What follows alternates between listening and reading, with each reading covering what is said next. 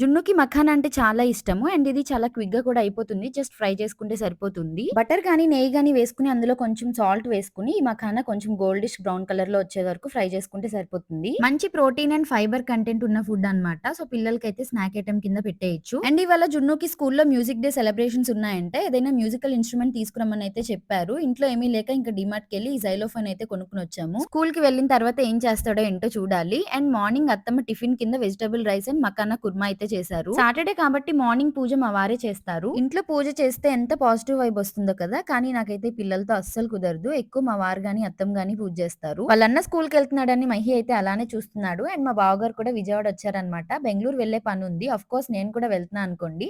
ఎక్కడికి వెళ్తున్నాం ఏంటనేది నెక్స్ట్ వీడియోలో అయితే చెప్తాను. ఎంత ఇష్టం కాకపోతే నన్ను పక్కకు తోసేసి వాళ్ళ పెదనాన్ని అయితే తీసుకెళ్తున్నారు చూడండి. మీ మోనికా బాలు ఛానల్ కి సిల్వర్ ప్లే బటన్ వచ్చి ఆల్మోస్ట్ 2 months అయితే అవుతుంది. బట్ మేమైతే ఓపెన్ చేయలేదు. ఇంకా మా బావగారు అయితే ఓపెన్ చేసి చూపిస్తున్నారు. ఓకే చలో దెన్ నెక్స్ట్ వీడియోలో అయితే కలుసుకుందాం. Until then stay tune.